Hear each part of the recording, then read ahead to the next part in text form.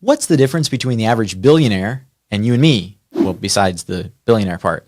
I think one thing I've noticed after meeting multiple billionaires, they all employ leverage, specifically 4 types of leverage.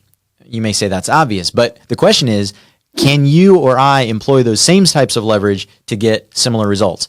The first kind of leverage is capital, right? They use money to make money. Well, duh, but maybe you don't have a lot of money. No problem. Jeff Hoffman didn't either. Jeff Hoffman is the founder of, or co-founder of Priceline.com, Bookings.com, Ubid.com. He's the inventor and the patent holder for the airport check-in kiosk, right? Those things that are ubiquitous at airlines the world over. Jeff grew up in a single-parent home. He didn't have any money. He was dirt poor, to hear him tell it.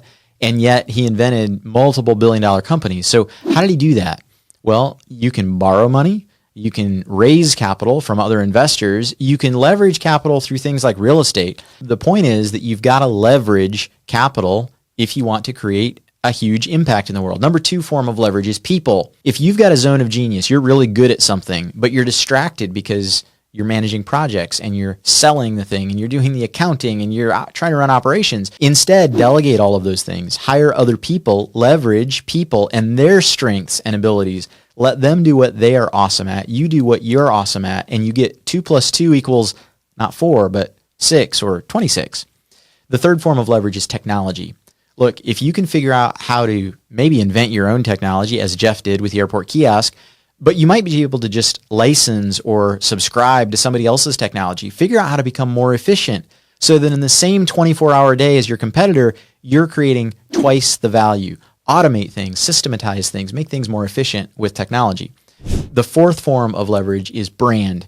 Look, if you and I are competitors, but I've got a better brand, we can spend the same amount of money on, say, marketing and advertising or sales, and yet I'm going to get bigger returns on that. We can spend the same amount of money on innovation, R&D, operational excellence, training, recruiting. The person with the better brand is going to win. So figure out how can you leverage your brand. And if you don't have a brand, a corporate brand or a personal brand or both, figure out how to build one. It's an investment that will pay off for the rest of your life. So those are the 4 forms of leverage that I've noticed again and again from super successful people. They leverage capital, money.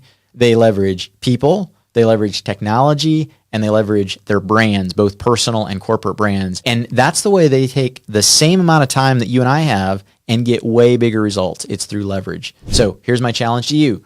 Go through your life and say, what assets do I have? What opportunities do I have where I could employ leverage? Maybe I can borrow money to buy some rental property. That's a form of leverage. Maybe I can hire an employee to do something that I'm doing right now so that I can go do something bigger and better. That's a form of leverage. Maybe I can build some automations.